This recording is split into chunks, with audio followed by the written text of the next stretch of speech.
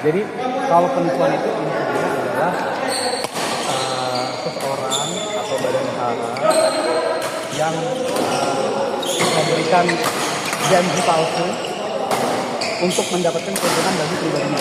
Oke. Itu gampangnya. Mendapatkan keuntungan bagi pribadinya itu bisa berupa membayarkan utang atau menghilangkan status utang dan lain. Intinya menguntungkan si TR. Menyalahkan pokok sana. Ya. Cuma yang jadi masalah di sini, Koko sebagai pelapor, apakah punya bukti kalau TR menerima keuntungan? Nah, sekarang di sini, apakah polisi, apakah TR sebagai terlapor mau ngasih bukti kalau dia menerima keuntungan atau tidak? Nggak bakal. Kita tahu TR punya duit. Ada fase yang bisa dihentikan sama TR. Itu nggak mungkin. Menurut gue sisanya di insuran itu. Kalau misalkan kata-kata palsu kepada orang lain kayak gitu, itu sudah memenuhi kok. Karena dia ada ngomong pasti di Discordnya. Ya. Itu adalah itu sebenarnya makanan polisi. Kalau udah ada janji, dia menjanjikan hal yang dia pasti tapi bilangnya pasti. Ya. Cuma yang jadi masalah adalah TR ini udah apa?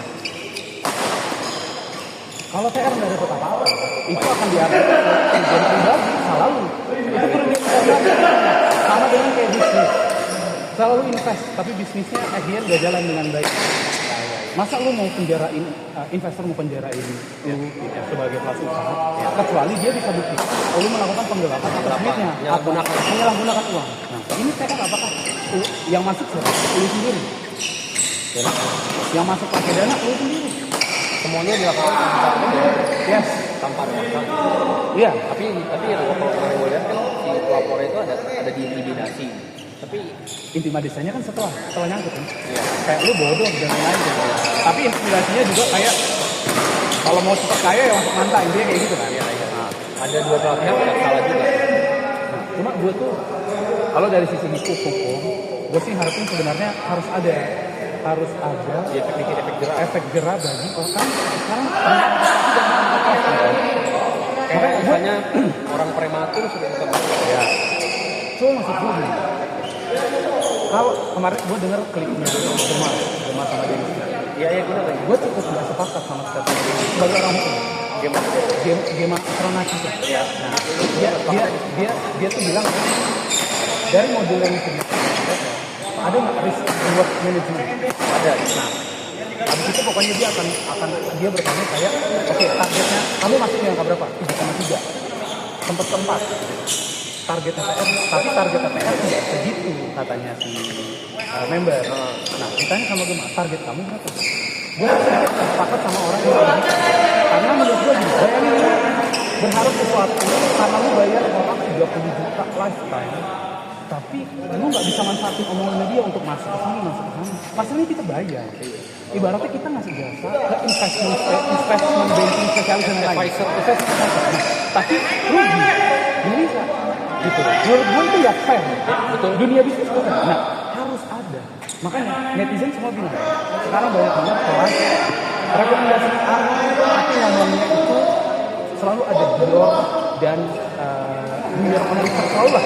Dior itu selalu jadi tameng si pembuka kelas. Menurut gue nggak fair kalau kayak gitu. Jadi kalau gue lihat tadi saya korek.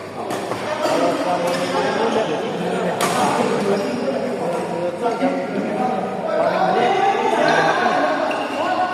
gue bilang enggak juga. Dan lu nggak ada hakim, gue banyak dengar dan yang lain dia juga banyak makan bawah. Kelasnya mahal juga. Nah, yang makanya gue tuh sangat hati-hati. Gue melihat beberapa anak muda kaya raya sekarang.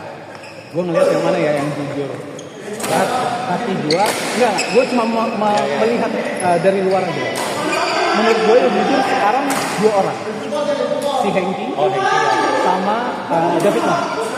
Menurut gue David itu kacamata ya? David itu anak muda juga baru. Oh, yang nggak pakai kacamata roda hitam ya? Ya, rada sawo matang kulitnya. Yang anak bisnis Cina. Ya.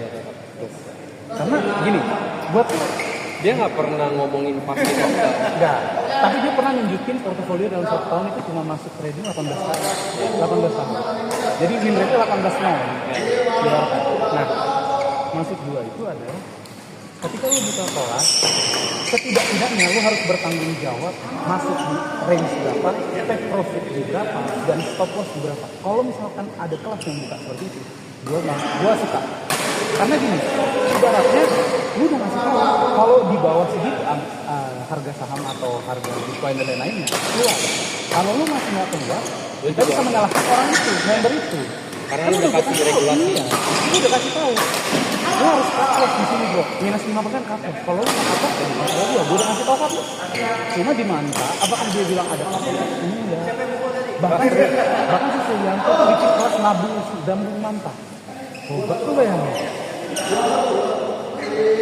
Tapi gue nggak ngerti lah apa yang terjadi di dunia ini sampai seakan-akan kok rame nih orang tiba-tiba. Karena kan ya, atau mungkin orang diiming-iming ya lu kayak gini anak muda umur kayak 23 24 bisa punya puluhan M. Ya, tapi memang itulah kripto. Begitu di mulai zamannya si Indra. Tapi menurut gue itulah kripto. Semua orang mau sangat cepat. Gue sampai sekarang masih lebih percaya saham. Ya, ada. Gue nggak pernah. Kripto, never. Nggak pernah. Itu ada fundamental. Maksud gue itu, ya selain fundamental, sebodoh-bodohnya gue, dalam satu hari gue bisa mengontrol kapan harus keluar. Kalau gue udah habis 10% deg-degan, itu apa? Jangan lo tungguin lagi. Maksud gue, kalau dalam satu hari bisa 50 kali dan 0, mati lagi. Iya. Maksud gue, mending gue gitu deh. Minus 10% udah nggak bisa. Ya. Mending itu nggak apa-apa. Untung 5% ambil keluar itu jalan. Gitu. Gue tuh sedikit sampai sekarang ya udah lo nggak apa-apa lah pelan, nggak apa-apa lah. Yang penting berkembang. Ya. Kalau juga kan namanya uang dingin. Lo tidak bercita-cita untuk mendapatkan sesuatu dari uang dingin itu. Ya. Kan nggak pernah ada orang bilang kan jangan investasi targetin yang di rumah kayak gitu. Udah, namanya uang dingin udah uang dingin aja. Kalau memang akan berlipat dalam waktu cepat ya rumahnya datang sendiri. Ya. Jadi begitu. Kontrol kan, apa emosinya. Iya, makanya orang kan bilang dalam 1 tahun bisa meningkatkan portofolio 25% juga udah bagus. Ya, betul. Kenapa lu ekspektasi dalam 1 tahun bisa naik 15-20 kali? Maksudnya kalau modalnya 120%. jadi ada memang omongan emosi yang gua suka, ada yang Ada ya betul. Ada Tapi sebenarnya kayak Timothy, David Noah, Randy, Andreas, mungkin semuanya sama yang dia ngomong. Cuma cara penyampaiannya lain, sehingga rasa percaya orang itu lain. Kalau yang satu kan arogan, yang satu tuh humble, thank you humble, gitu kan pesannya. Jadi ya terserah orang mau percaya yang mana. suka mas tadi.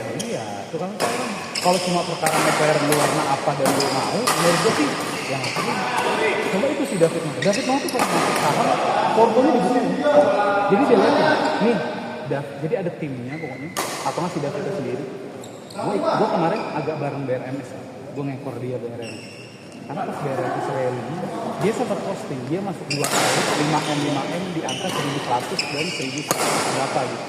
Nah, kalau lu sebagai membernya, lihat leader lu masuk di angka yang jelas, terus jumlah yang jauh lebih banyak dari lu mau ikut celup lah. Setidak-tidaknya, coba lu bayangin, lu masuk 10M, masa sih David Noah cuma mau untung 2%? Nah, iya. Pasti berpikir begitu kan?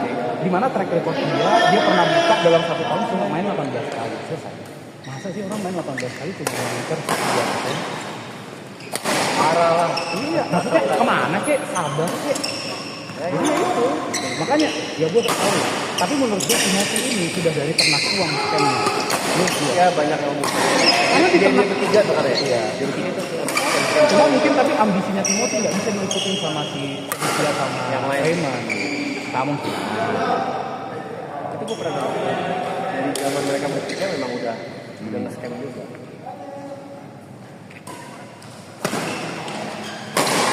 Karena gue salah satu pernah yang patuhin buat konsider di platform sebelumnya. Dan gue coba ngikutin beberapa suggest. Kelasnya sih tidak berkembang. Kerjaan kayak udah dari awal sampai gue 1 tahun yang segitu doang. Waktu itu gue dapet harganya emang gak mahal-mahal amat sih. Dan gue patuhin lupa sama temen gue. Jadi gue cengli lah. Cuma ada bagian rekomendasinya. Itu tuh sebenarnya bagus. Cuma apakah selama ketiga ini enggak jawabannya.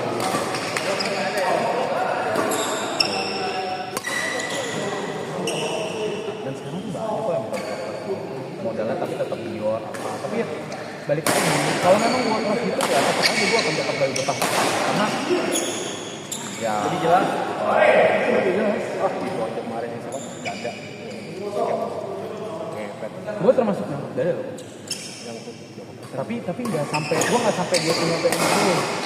Gue pokoknya masuk di Lokal berapa persen? 50%. oh lebih more than that. Tapi modalnya nggak banyak karena ya gue udah. tahu maksudnya bukan gue tahu maksudnya karena gue pikir rally-nya udah dari berapa di bawah 50 sampai open SPA Arab 240 langsung terjun 16. Tapi gue termasuk yang chip in lagi kemarin pas dari 50. Dia di situ gue di Arab tapi gue udah nggak mau gue investasi gue coba bisa aja lah lumayan buat makan siang. Kalau gue sih baru mulai tadi ya kadang ada kelasnya tapi ya memang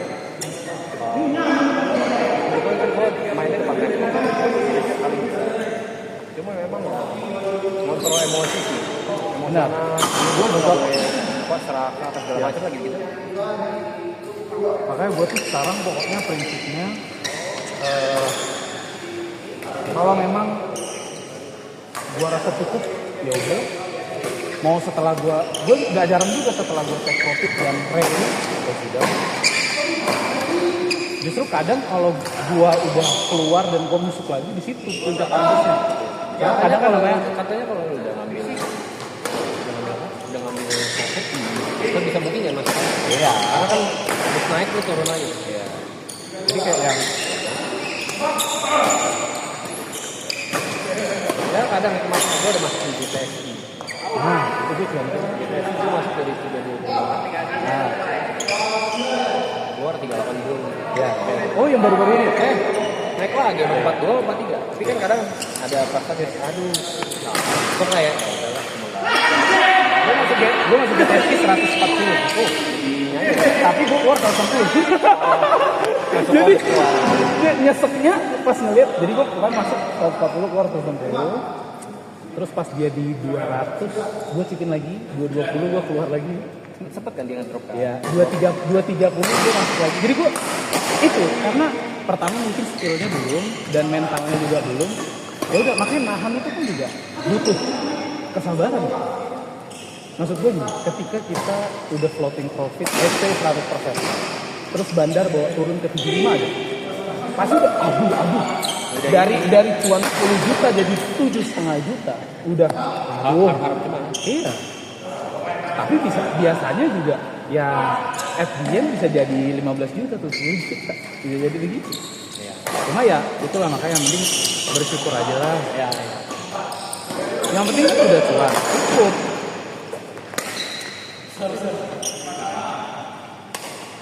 Coba kan apa gue di blog gue kan ada dice-nya di blog kan bisa pakai license kadang di video pakai main utang kita dulu gue license berapa begitu ada itu license pas berapa dia kan ada license ada 1, 2, 3 instruktur sama instruktur cuma kadang kalau harus yang jadi instruktur itu juga kayak masih belum ada jam terbang sama kayak jam terbangnya di kolam ya banyak yang kayak apa masih pemula pegang instruktur jadinya kayak agak masih semi terbang